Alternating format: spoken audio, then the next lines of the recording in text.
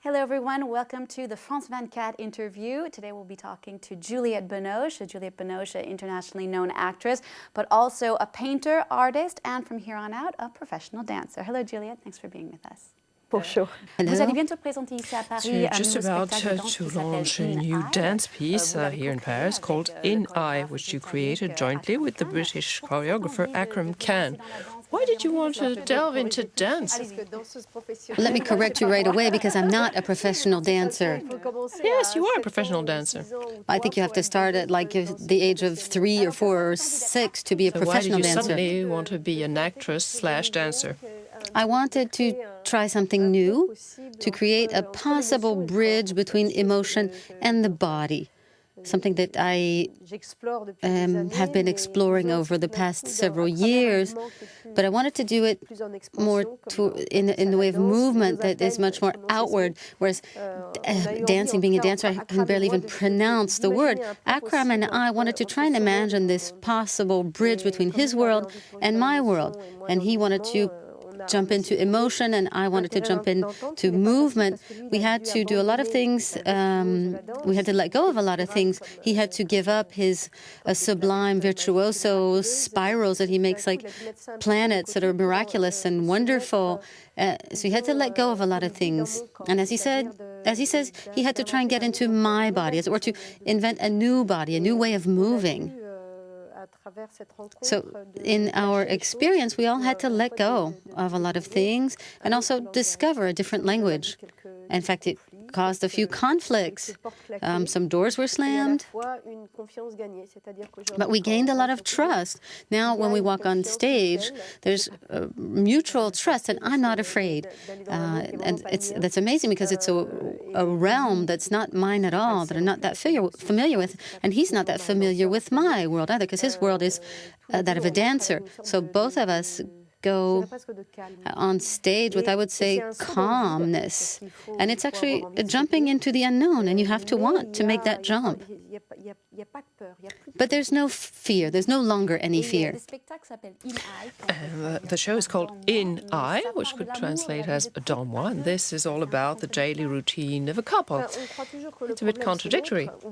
We always think that the problem is someone else, the other person, relationships. In fact, actually, the wall that separates us from other people is ourselves, and getting beyond that is not always easy.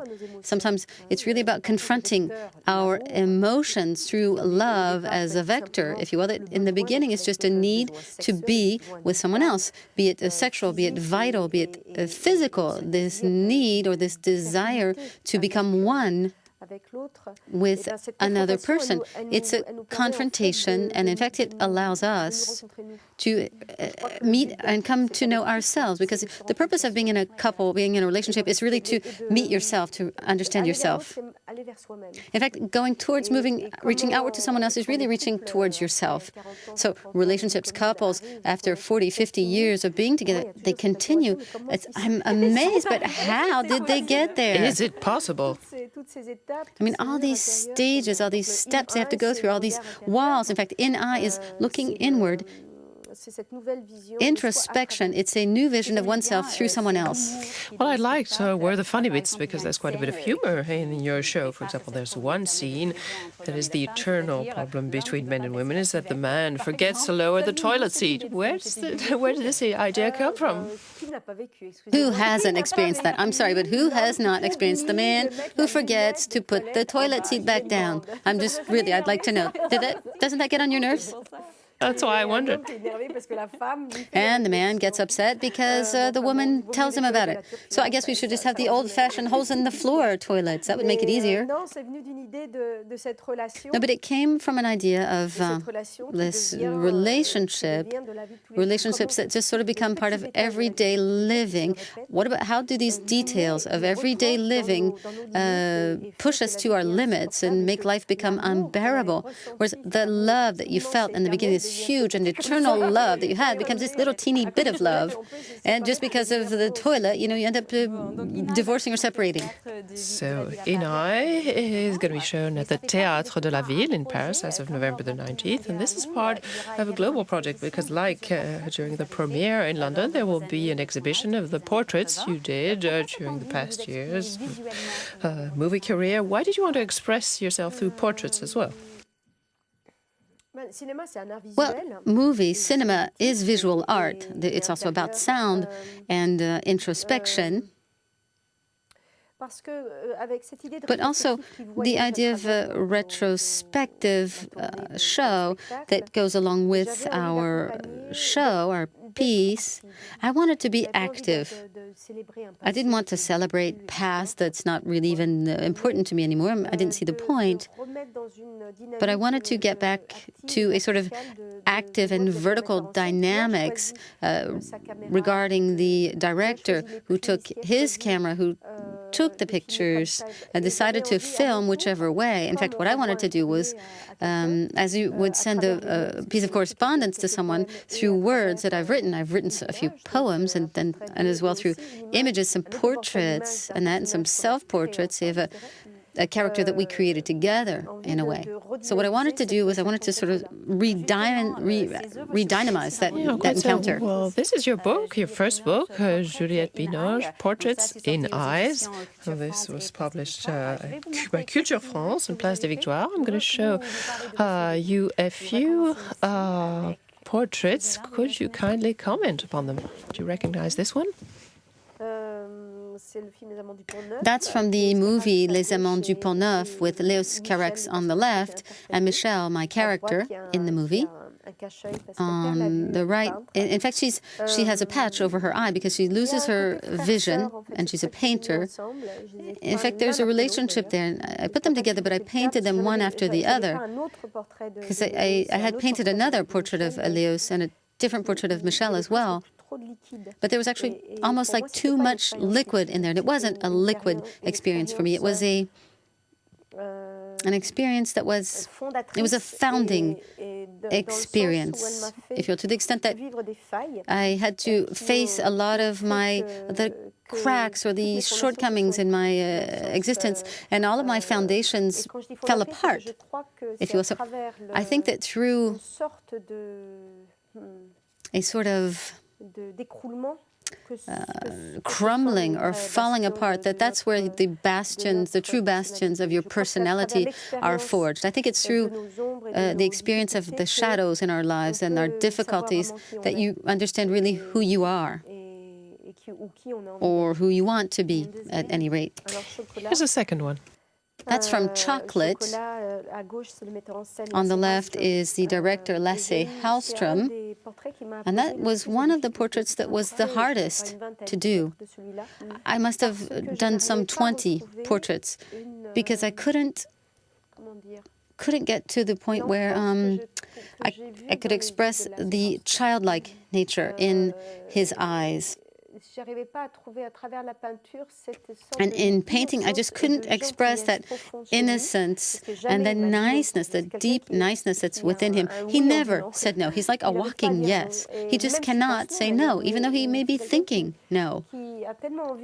He wants you to be so good and give the best of yourself that I wouldn't say it's positivism, but it's like an enchanted yes that he wants to incite you to go further, compel you to go further. And on the left, that was not my favorite, but it was sort of comics based. And in this film, the character I play is a bit of an archetype, a single woman living with her child. And if you get me started, we can talk for an hour. We only have 15 minutes.